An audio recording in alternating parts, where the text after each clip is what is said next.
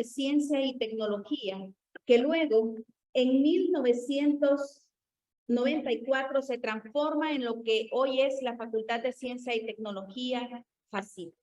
En este contexto de conmemoración de 28 años de fundación y en el marco de la celebración de la Semana de la FACIT, les damos la más cordial de las bienvenidas a este tercer Congreso de la Facultad de Ciencia y Tecnología 2022, que tiene por lema Nuevos Escenarios en la Educación. Sean cada uno de ustedes bienvenidos, los que nos acompañan de forma presencial y a los que están con nosotros a través de las redes virtuales. Una bienvenida muy respetuosa a los miembros de la mesa principal, señor rector, doctor Hermes Aldubín Díaz Luna, magíster Bartolomé Chinchilla, vicerrector académico, decano de la Facultad de Ciencia y Tecnología, magíster Carlos Gerardo Aguilar, y vicedecana de esta facultad, magíster Alba Rosa González. Están con nosotros además vicerrectores, secretario general, directores de unidades técnicas, directores de centros universitarios, decanos, vicedecanos de las diferentes facultades, jefes de departamentos, secretarios académicos, docentes, estudiantes a nivel nacional que pertenecen a esta facultad. Una bienvenida muy especial para el conferencista inaugural de este evento, doctor Gustavo Ernesto Jaues Barrios, de la Facultad de Medicina de la Universidad de Chile, quien nos acompaña de forma virtual. A todos los conferencistas nacionales e internacionales y participantes que nos acompañan desde diferentes partes de Latinoamérica, como México, El Salvador, Perú, Guatemala, Argentina, Colombia, Nicaragua, Costa Rica, Panamá, Chile y Paraguay. A continuación, da la bienvenida e inaugura este congreso el rector de la Universidad Pedagógica, doctor Hermes Aldubín Díaz.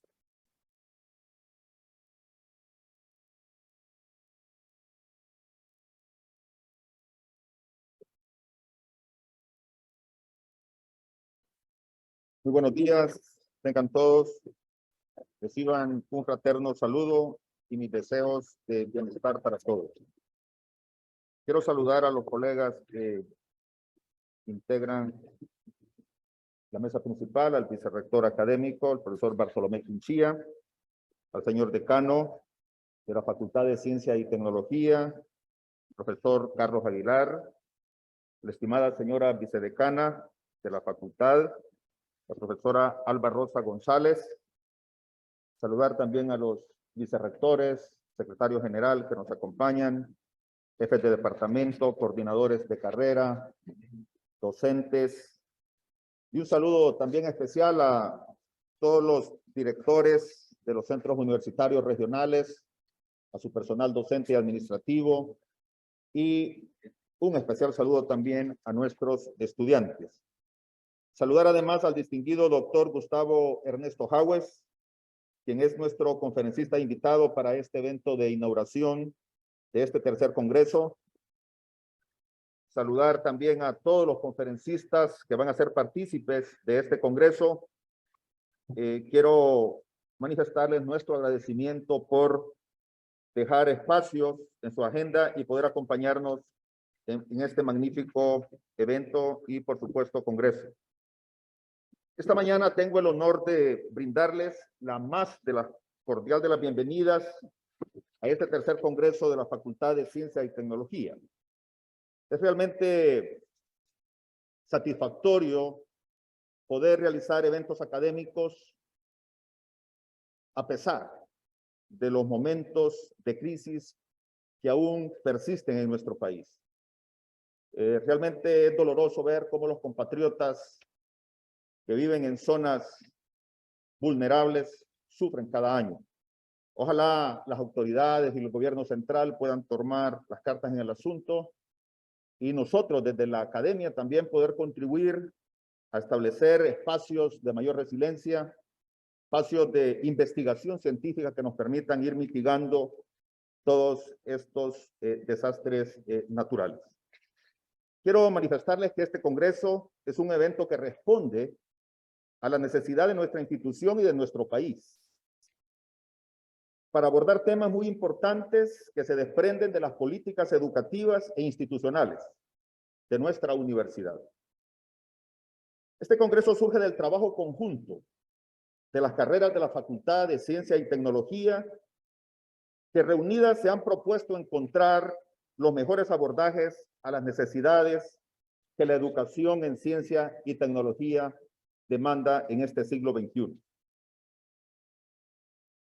Durante estos 3 días se harán reflexiones sobre temas de mucho interés en áreas específicas de la ciencia, sobre sus procesos e innovaciones en el mundo y también sobre la tecnología y su rol fundamental en el desarrollo en este siglo.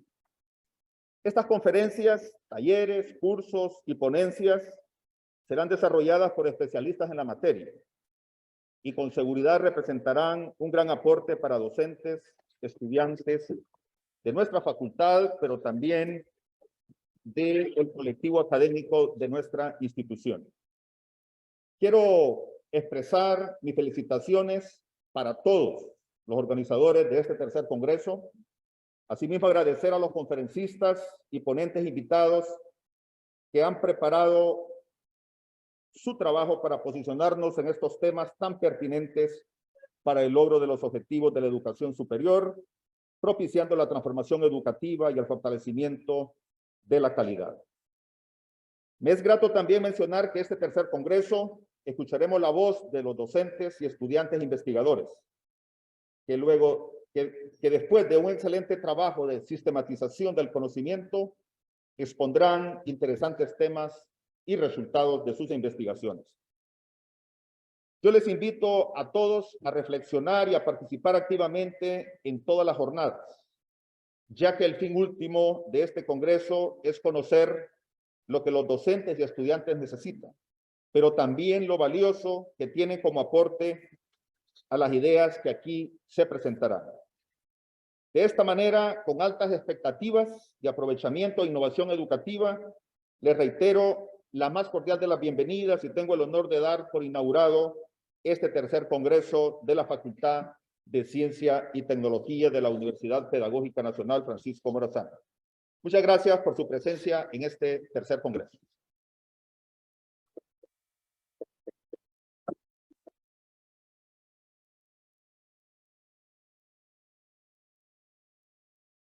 Muchas gracias, señor rector, doctor Hermes Alduvín Díaz.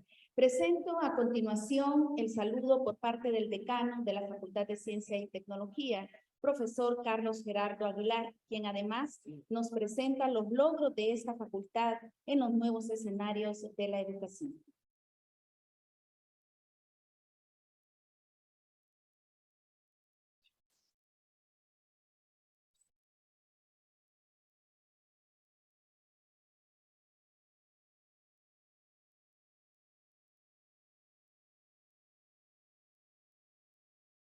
Buenos días a todos.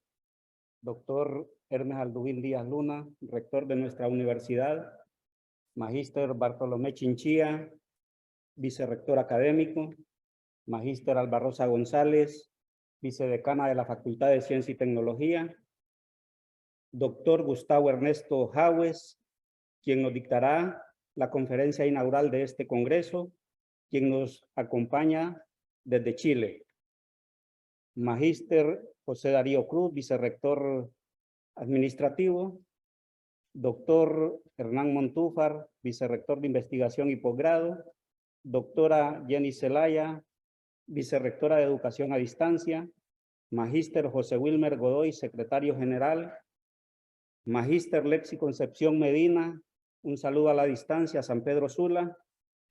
Magíster Karen Amador, decana de la Facultad de Humanidades. También un saludo a la distancia a la magíster Clara Gualdina Morales, decana de la Facultad de Educación. Magíster Mirna Rosario Lacayo, vicedecana de la Facultad de Humanidades. Y también nos acompaña nuestra vicedecana de la Facultad de Ciencias de la Educación, Nancy Reyes. Gracias por acompañarnos. Directores de centros regionales universitarios, directores de unidades técnicas, jefes, secretarios de departamento académicos, coordinadores de carrera y de centros regionales, jefes de sección, profesores, estudiantes, egresados, invitados especiales y también un saludo a los amigos de los medios de comunicación. Con este saludo quiero dar la bienvenida a todos los participantes de este tercer congreso de la Facultad de Ciencia y Tecnología, los nuevos escenarios de la educación. Es nuestro tercer año de congreso. Los 2 años anteriores han sido congresos totalmente virtuales. Este tercer año es un poco ambicioso, ya que es un congreso híbrido.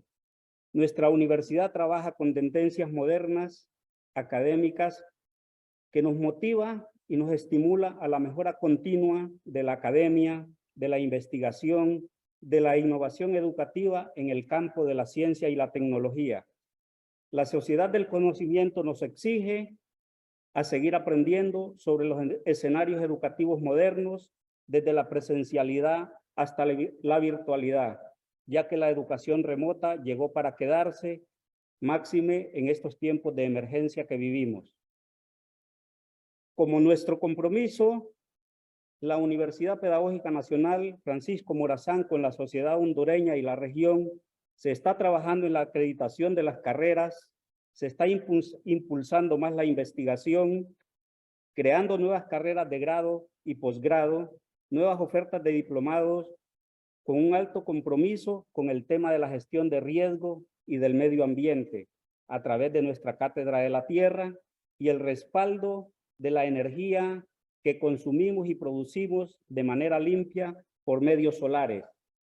En este momento también estamos trabajando en colaboración con la Secretaría de Energía en el tema de la electromovilidad para bajar la huella de carbono en nuestro país. Además, se trabaja con la Secretaría de Ciencia y Tecnología e Innovación en un convenio interinstitucional. Además, no quiero dejar pasar este momento para mencionarles que la UPN-FM, en conjunto con la Secretaría de Educación y otras instancias gubernamentales, se está trabajando por la refundación de la educación nacional, gestión que administra de buena manera nuestro señor rector. El tercer congreso, los nuevos escenarios de la educación, lo desarrollamos del 12 al 14 de octubre de este presente año, el cual se realiza en conmemoración de los 28 años de creación de nuestra facultad. Agradezco a todos los conferencistas, talleristas, facilitadores de minicursos, estudiantes investigadores, profesores que compartirán clases y elaboradores de materiales, tanto a nivel nacional e internacional, que engalanan este evento, que nos acompañan desde Chile, Perú, Argentina, Venezuela, Colombia, México, Guatemala, El Salvador, Costa Rica, Nicaragua.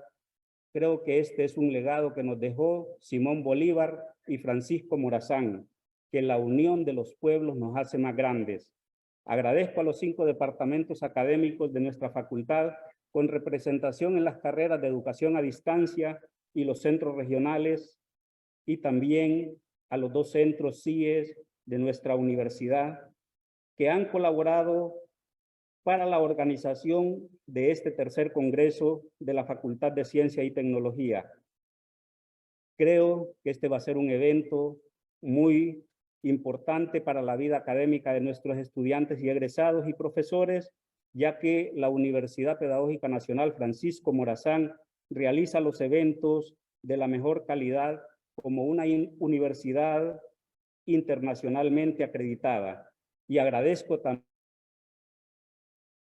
de la mañana a los 2.308 participantes inscritos en este congreso. Así es que un saludo para todos y que tengamos éxito en este tercer congreso de la Facultad de Ciencia y Tecnología. Muchas gracias a todos por acompañarnos.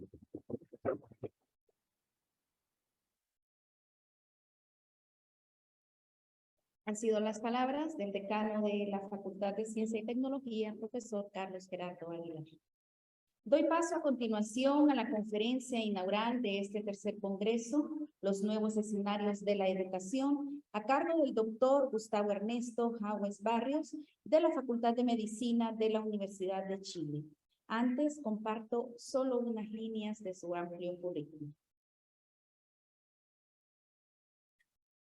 El doctor Gustavo Jaumes Barrios, profesor y magíster en Ciencias de la Educación, es especialista en currículum y evaluación.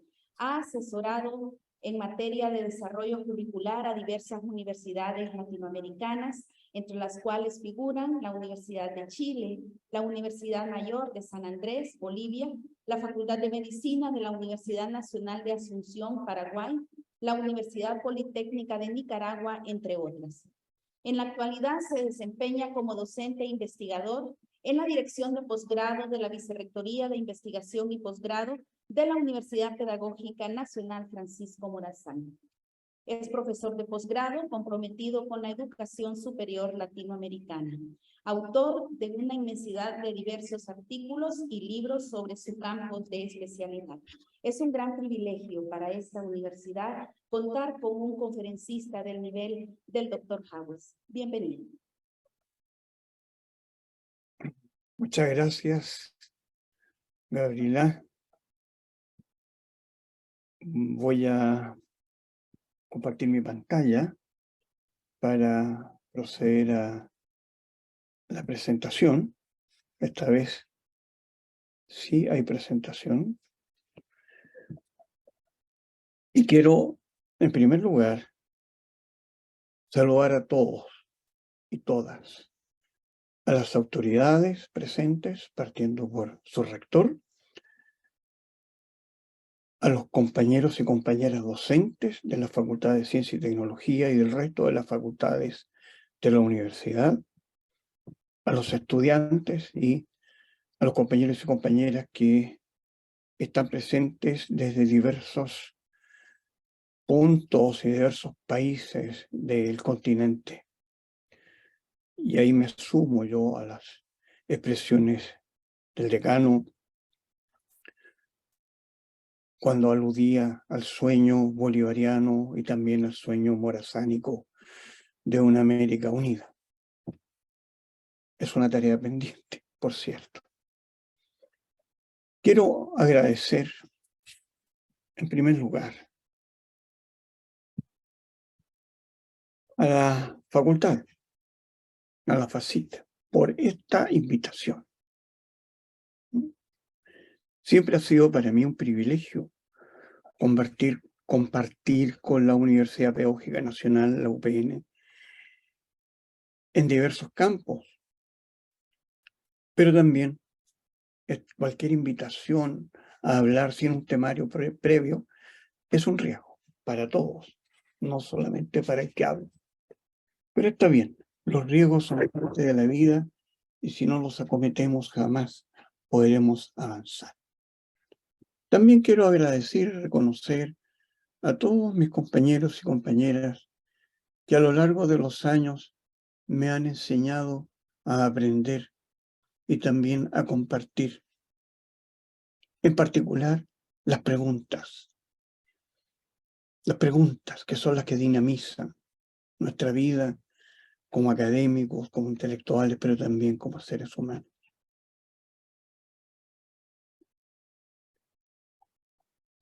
Finalmente, quiero hacer algunos descargos.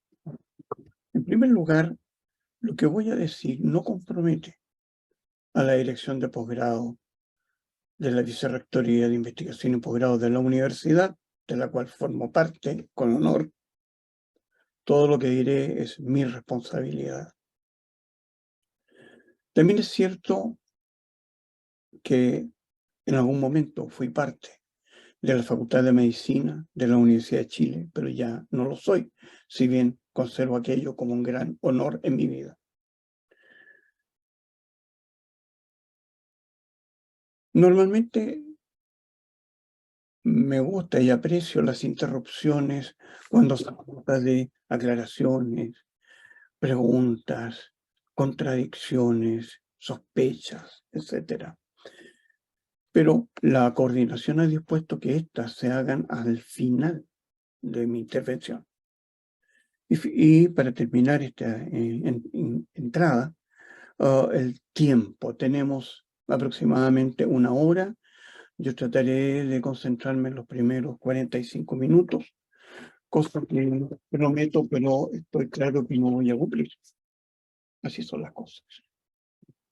Bien, entrando en materia y en lo que es propiamente el tema central de este congreso.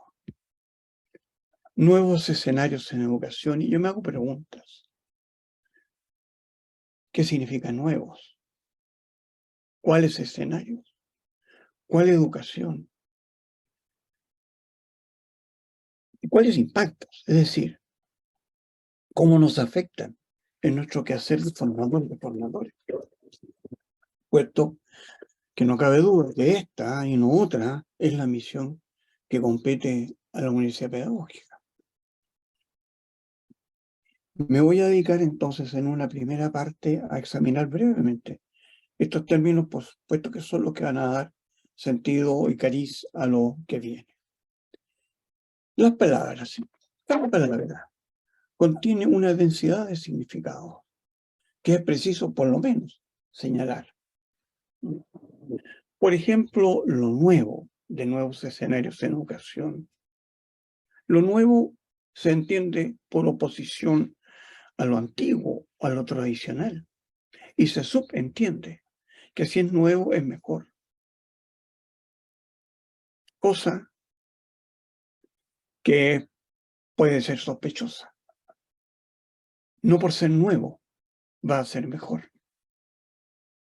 Hay muchas cosas nuevas y ha habido cosas nuevas en nuestras vidas que no por ser nuevas han sido mejores. Y tampoco nuevo implica inédito, que nunca ha existido. De tal manera que lo nuevo es una palabra fluida, con cierta densidad, pero también con una ambigüedad importante. Después habla de escenarios, y a mí me gusta esta expresión plural, escenarios, lo que significa que hay más de uno, que aceptamos que haya más de un escenario. Son esos escenarios, no son leyes, son escenarios que se instalan y se definen histórica, cultural y socialmente en el marco de quienes somos hoy, o de otros que son hoy. Hay distintos escenarios. Y finalmente la palabra educación, y también es un término extremadamente ambiguo. Acá en este contexto voy a plantear dos acepciones principales. La primera, entendiendo educación como un fenómeno social que involucra de manera principal al sistema educacional formal, esa institución social. Y también voy a entender educación, en la segunda acepción, como un proceso concreto que se lleva a cabo en el contexto del centro educativo, con las especificidades propias de cada uno. De tal manera que cuando hablamos de nuevos escenarios en la educación, estamos hablando de cosas muy genéricas, muy ambiguas, pero también podemos acotarla a nuestras propias realidades. Y la otra pregunta es, ¿cómo nos afecta? Especialmente tomando en consideración la misión institucional, que también es la misión de la facultad, que es la de formar formadores. En primer lugar, puse en la parte superior de los 4 hexágonos la sensación del caos y el descontrol. Una característica del comportamiento humano después de una situación catastrófica es intentar regresar sobre lo previo. Recuerdo ya hace muchísimos años, la primera vez que visité Honduras fue después de la pasada del huracán Mitch. Y la sensación del caos, de la destrucción y del descontrol sobre la naturaleza era impresionante. Pero también era impresionante la voluntad de ser y de poder del pueblo hondureño, que busca volver sobre lo previo, rescatar, reconstruir, sacar de la memoria actual esta catástrofe para retornar a lo conocido es lo que nos da seguridad, al menos eso creemos. Pero el caos tiene otra significación que vamos a revisar más adelante. Entonces, volver a lo, comillas, normal es lo que nos permite intentar continuar con nuestra vida como personas y como instituciones. Pero el segundo impacto ya es que pone preguntas. Todo evento, especialmente eventos mayores, ponen preguntas sobre lo que hacemos, cómo lo hacemos, por qué y para qué lo hacemos. De alguna manera, el aniversario de la facultad nos pone preguntas sobre el sentido mismo de la naturaleza y la acción de la facultad. También se nos amplían las visiones, puesto que se nos muestra que hay más de una posibilidad de hacer las cosas. Se amplían nuestros horizontes y nuestra comprensión de la realidad, y así podemos ponderar, valorar, justipreciar aquello que somos y hacemos.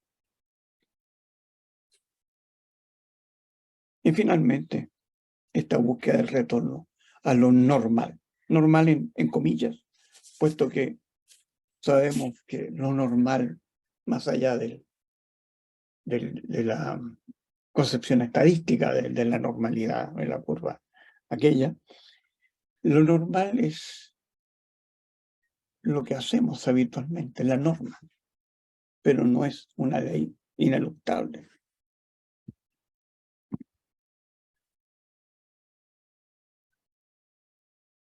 La crisis del COVID-19, que ya nos lleva más de 2 años atrapados, da origen o promueve la aparición de nuevos paradigmas, nuevas formas de hacer las cosas. En pocas oportunidades los humanos hemos tenido la oportunidad de asistir a un cambio de rango global que afecta por completo nuestras vidas, prácticamente de toda la humanidad, dejando huellas imborrables. La crisis del COVID, ¿no?, es una crisis que afecta al mundo completo, a la humanidad por entero, de tal manera que no es una crisis local, es una crisis distribuida. Y esta crisis trae consigo el cambio, de tal manera que los patrones de la vida normal han dejado de ser patrones. Y la vida que hoy tenemos ya no es la vida que consideramos normal en alguna ocasión. En un par de años, la existencia se ha trocado para la mayoría y de manera especial para quienes estamos en el campo de la educación, ya sea como estudiantes, como docentes o como gestores. También en los centros educativos, la vida se ha visto afectada, igualmente en los hogares. En suma, toda la vida social, en todos los planos, se ha visto afectada. ¿Qué ha significado el COVID? La pandemia. Y voy a proponer algunas, no todas, solo algunas, de las fracturas que a mi manera de ver se producen en la educación. Pero debemos recordar que lo nuevo no siempre es nuevo. Son versiones novedosas de problemas antiguos. Entre las fracturas que podemos ver que han sido relevadas por la pandemia está en primer lugar la ruptura del marco tradicional del aula como clausura, como espacio protegido. Ahora el aula puede concebirse también como un espacio de libertad, de apertura. El aula tradicional en la que fuimos formados, prácticamente todos los presentes, se caracterizaba y se caracteriza porque delimita un espacio cerrado, en clausura, un espacio al que no se puede acceder una vez que el docente ha cerrado la puerta. El acto de cerrar la puerta es simbólicamente el acto de establecer una distancia, una diferencia insuperable entre lo que sucede en el aula y lo que sucede en el exterior. Hoy, sin embargo, el aula ya no es el espacio que acota y delimita. En el modo que estamos viviendo, este modo virtual, digital y ahora híbrido, el aula es un espacio abierto que permite al estudiante, tanto como al docente, moverse y navegar de una manera hasta ahora inconcebible. Es decir, nuestra aula ya no tiene muros. Nuestra aula carece de límites. Y eso significa un desafío para nosotros, los docentes, puesto que la pandemia ha puesto en evidencia que el docente ya no es más la fuente del saber, mucho menos la fuente de la verdad. La Internet es el nuevo espacio donde el conocimiento se distribuye de una manera, por así decirlo, democrática. Es decir, sin mayores restricciones para el acceso.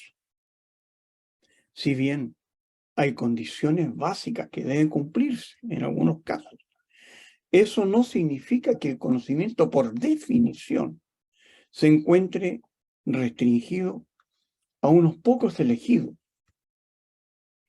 Por cierto, la materialidad de nuestras condiciones de vida van a hacer que este espacio sea mayor o menor.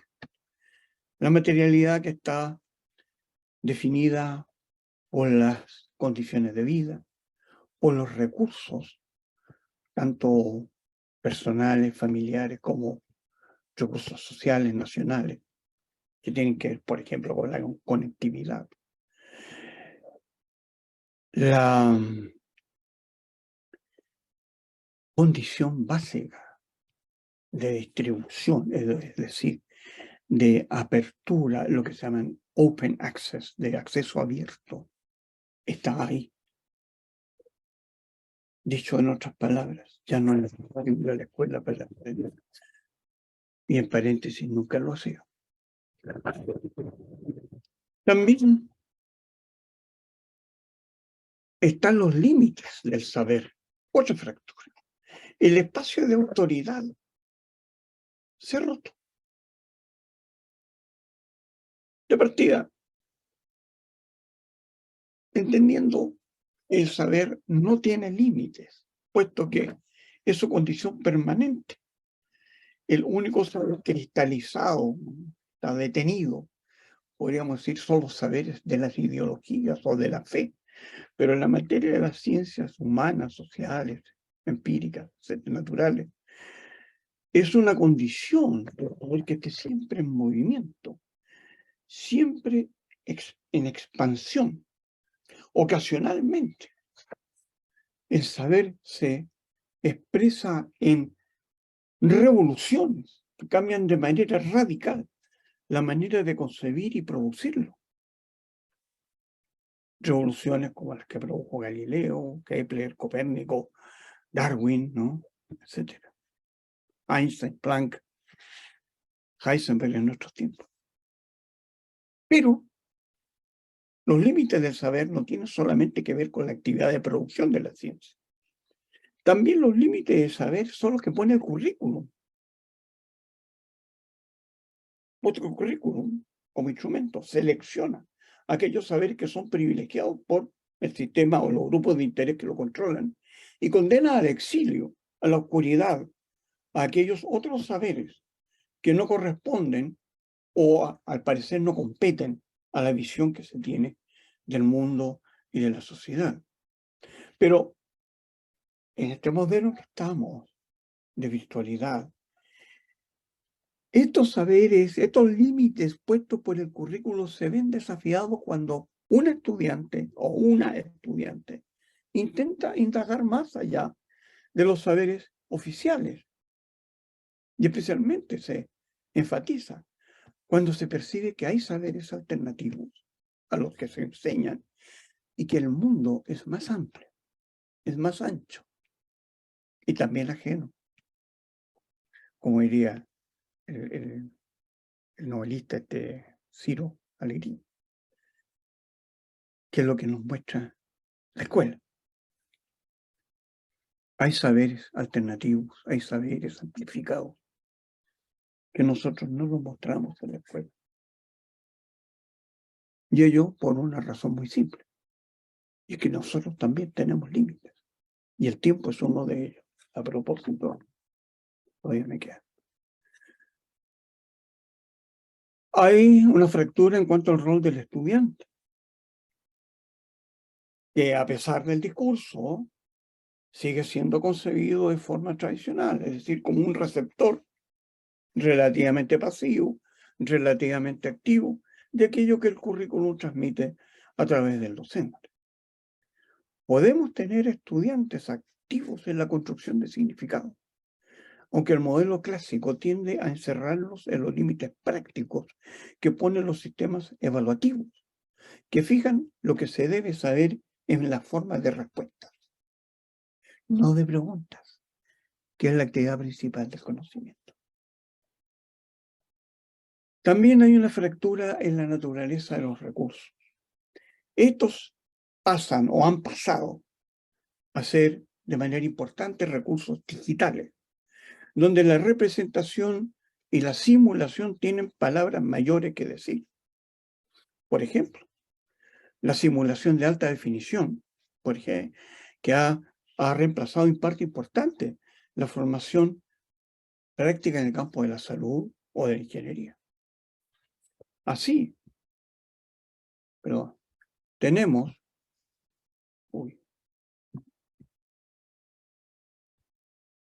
se me fue esta cosa. Ahí está, ahí sí tenemos, ya.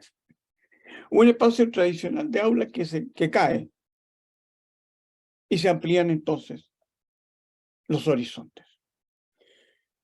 Una función y rol docente que han cambiado desde la fuente autoritaria de la verdad a un guía o acompañante de los estudiantes en su proceso de aprender. Un currículum fundado sobre contenidos veritativos que lleva a la aceptación de los saberes, a un currículum que se abre a la sospecha y al pensamiento crítico. Un estudiante cuyo rol es esencialmente aprender los contenidos de forma heterónoma, a un estudiante que se orienta hacia la autonomía en la producción del conocimiento. Y de recursos físicos, eminentemente físicos y localizados y limitados por su materialidad, a recursos virtuales distribuidos y prácticamente ilimitados en cuanto a su distribución. Esto es lo que acabo de decir. Bien. Me voy a concentrar en lo que se llama el paradigma digital o conectivista. La pandemia no inventó la Internet ni el paradigma. La pandemia lo pone de relevancia, puesto que se nos presenta como la única forma, la única manera de funcionar en el estado de clausura en que nos encontrábamos.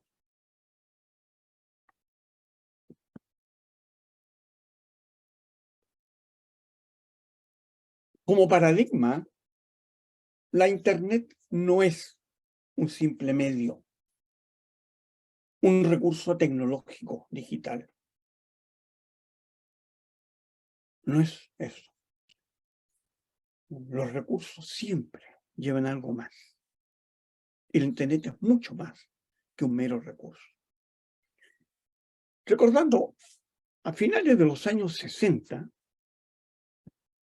el canadiense Marshall McLuhan, escribiendo sobre la televisión, dice, el medio es el mensaje.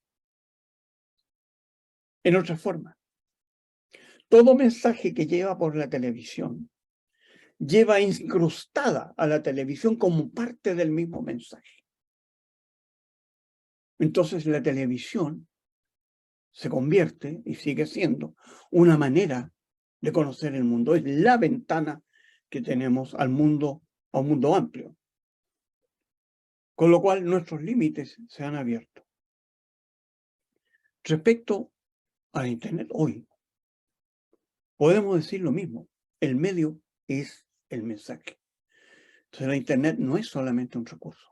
La Internet es una manera de entender la realidad.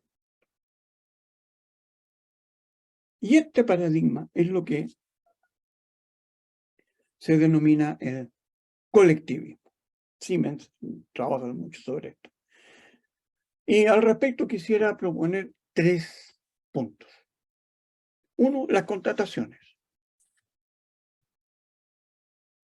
Ya no es posible, y en mi opinión nunca ha sido posible, aprender individualmente. Debe hacerse desde la formación de conexiones. Y en esto hay tradición muy antigua en el marco de la psicología. Pero conexiones en el marco del lenguaje, entre otros. Y aquí aparece con fuerza toda la teoría del lenguaje y de manera especial, desde mi perspectiva personal, la importancia de la acción comunicativa que plantea Jürgen Habermas, o la relevancia del lenguaje en el lenguajear que propone Humberto Maturana, lecturas que son recomendables de todas maneras. La segunda constatación es la presencia del caos. El mundo ordenado de la modernidad es un mundo que se ha derrumbado. Y hoy día, más que nunca, y más que antes de todas maneras, el caos está presente, la ambigüedad y la incertidumbre se imponen. Pero también el caos es fuente de orden, de nuevos órdenes. Ilya Prigogine, químico, premio Nobel de Química, ¿no?, estudia, por ejemplo, y desarrolla todo el tema de las estructuras disipativas, ¿no?, en que él advierte cómo se genera el caos, se genera el orden a partir del caos inicial. La experiencia y la constatación del caos, entonces, nos impide, y esto sí que es importante, nos impide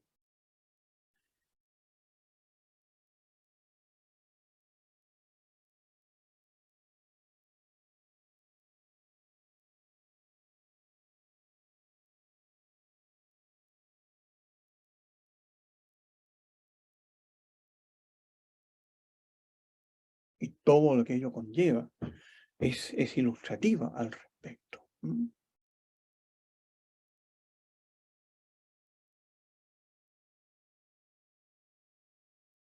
Una clave acá es la capacidad de reconocer y ajustarse a los cambios en los patrones, de manera que podemos entender el aprendizaje como autoorganización, o, en palabras de Humberto Maturana, como autopoiesis, formación de patrones sobre la base de las regularidades de los estímulos de los sistemas o del mundo exterior a cualquier organismo. Un segundo punto tiene que ver con las redes. Las redes que conocemos, incluyendo las redes sociales. Pero básicamente las redes humanas, las redes de contactos, las redes de relaciones. Si nos entendemos en términos de redes, cada uno de nosotros podría ser un nodo. Y en un mundo interconectado, la conexión es la condición de supervivencia de un nodo. Un nodo que no dejó de ser nodo, dejó de ser. En el caso del aprendizaje, un nodo o unidad de conocimiento será exitoso en la medida en que se enlace con el resto de los nodos existentes en el sistema de representación que tiene un individuo o que tiene una comunidad académica o que tiene una ciencia. Siguiendo un poco las ideas de Imre Lakatos, ¿no? De hecho, lo que hacemos nosotros cuando vamos aumentando el conocimiento, vamos generando cinturones de hipótesis en torno a la hipótesis central. De manera que ningún conocimiento aislado tiene posibilidad de constituirse en saber, solo en la medida que está interconectado. A raíz de esto, cabe destacar desde el conocimiento la importancia de los lazos débiles. Fíjense, los lazos débiles, que son conexiones cortas, conexiones breves entre nodos de información. Y muchas veces son conexiones inestables, de ahí viene su debilidad. Y esa inestabilidad y esa debilidad son justamente las que permiten establecer coincidencias, permiten la innovación, permiten la creatividad. Puesto como son débiles, podemos romperlas. Pero si todas las conexiones fuesen conexiones duras, fuertes y rígidas, la posibilidad es de tal manera que la innovación proviene y se instala sobre la conectividad entre ideas y campos dispares. Así es como la mayor parte de la vida como seres humanos, como personas, provienen de nuestras conexiones débiles, es decir, de nuestra conectividad con otros humanos, más que con las conexiones fuertes, si pudiera haber alguna. El tercer punto tiene que ver propiamente con el conectivismo.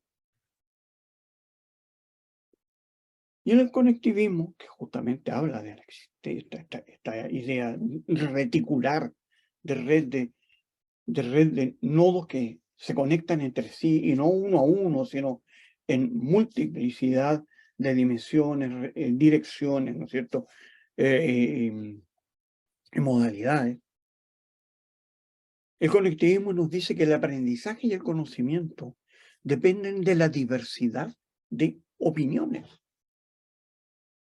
El conocimiento en la ciencia avanza, puesto a que hay quienes piensan de manera diversa, quienes hacen preguntas, que atacan o inciden sobre las verdades instaladas. Y esto significa nada más ni nada menos que no al dogmatismo. No al dogmatismo.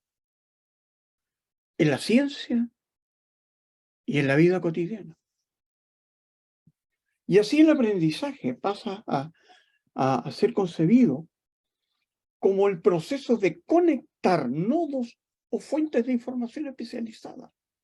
Pero si un estudiante no puede conectar la nueva información que se le proporciona en el aula con sus saberes ya instalados, no hay aprendizaje. El saber, entonces, tiene que ver con la capacidad de instalar conexiones, y no solo entre humanos. También puede recibir el aprendizaje en dispositivos no humanos, como el Internet, si bien tiene un fondo humano. Y yendo a la teoría del caos, saber más es más crítico que lo que ya se sabe. Saber más implica establecer las sospechas sobre lo que ya sabemos, pensando o instalando la idea que siempre es posible ir más allá, siempre es posible una nueva mirada. De tal manera que alimentar y mantener las conexiones es necesario para facilitar el aprendizaje continuo. Eso brevemente sobre conectividad. ¿Qué sucede con la enseñanza y el aprendizaje de la ciencia y la tecnología? De hecho, ¿qué sucede con la enseñanza y el aprendizaje? Ambos son desafíos para la docencia que no solamente gestiona lo que debe enseñarse y cómo, sino bajo qué condiciones se asume que aprenden los estudiantes. Bajo el paradigma constructivista o conectivista, las cosas no siempre son o serán como las hemos conocido hasta ahora. Por ejemplo, mirado desde lo que hacemos hoy y lo que hemos hecho siempre. El currículum, desde la enseñanza, es esta estructura de contenidos de saber que deben ser propuestos a los estudiantes con carácter obligatorio. Tenemos que enseñar el currículum. Y desde el aprendizaje, es decir, desde el estudiante. El currículum es lo que enseña el docente y debe aprenderse para el examen, no necesariamente para la vida. ¿Qué es enseñar? Desde la docencia, enseñar viene siendo desarrollar la presentación de los contenidos en forma didáctica para que sean aprendidos. Enseñar desde el aprendizaje. Es el docente que expone, motiva, se pregunta, se califica. Es un acto del docente, no es del estudiante. ¿Y qué es aprender? Desde el docente. Hay aprendizaje cuando un estudiante responde bien o no a las preguntas sobre la materia que se ha enseñado. Y para el estudiante se ha traducido como memorizar, retener, comprender y aplicar los conocimientos y técnicas. En cuanto a recursos, cuando el foco está puesto sobre la enseñanza, recursos son una cantidad finita de objetos físicos y virtuales de diversa índole, utilizables para la enseñanza y el aprendizaje. Y desde una mirada del aprendizaje que focaliza lo virtual, es una cantidad no finita, no es infinita, pero no finita, de objetos virtuales de diversa índole, utilizables para la enseñanza y el aprendizaje. Digo no finita en el sentido que puede distribuirse el mismo objeto de manera repetida sin que el objeto se agote ni se destruya con el uso. Pero tengo otras preguntas. ¿Qué es enseñar ciencia y tecnología? ¿Qué es enseñar cualquier disciplina? ¿Qué enseñar, aprender de la ciencia? ¿Es la ciencia mero saber cristalizado, residente en los libros? ¿Qué enseñar y aprender desde la tecnología? ¿Es la tecnología mera aplicación de procedimientos en situaciones prácticas? ¿Qué rol cabe al Estado en todo esto? ¿O es solo cuestión, problema del centro educativo y de sus miembros? ¿No hay aquí un compromiso social? Creo que los discursos inaugurales del señor rector y el decano insinuaron, ¿no? Claramente que esta es una cuestión de responsabilidad social, es decir, del Estado. No solo en la educación, sino en el actual escenario, ¿no?, de la conectividad y el conectivismo. Otras implicaciones. En el modelo conectivista, o retrocedo, en el modelo de enseñanza basada en Internet, o virtual, le llaman algunos, un riesgo es la exacerbación del individualismo, el fortalecimiento del modelo neoliberal. Y eso va contra toda propuesta educativa de construcción de humanidad y de ciudadanía, puesto que la excesiva individualización del estudiante frente a la pantalla y un profesor que no ve a sus estudiantes, sino que ve cuadritos, ¿ya?, lleva a la individualización máxima. El trabajo colaborativo sufre de manera importantísima, a menos que nosotros hagamos algo al respecto.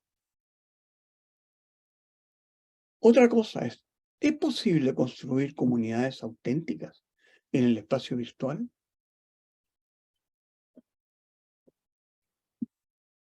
Que también conlleva la pregunta: ¿qué es una comunidad auténtica?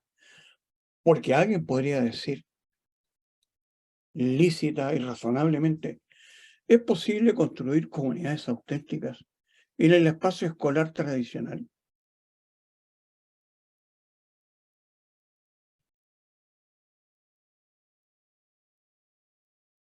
Y finalmente,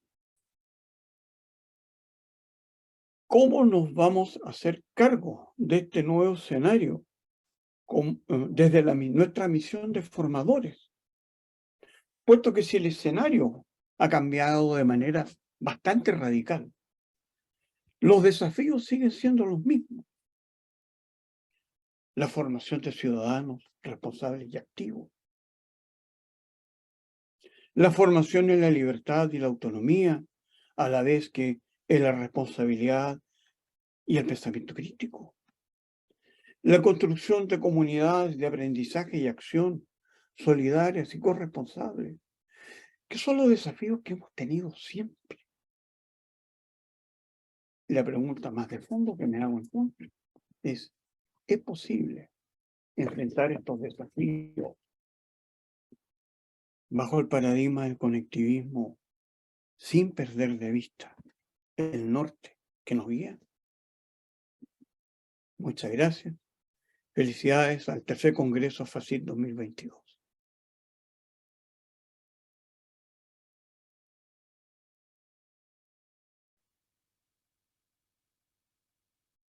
Quedo disponible Muchas para... gracias, doctor Hawes. Y a continuación hay un espacio para preguntas. El micrófono está pasando entre el público por si alguien quiere hacer una pregunta, un comentario.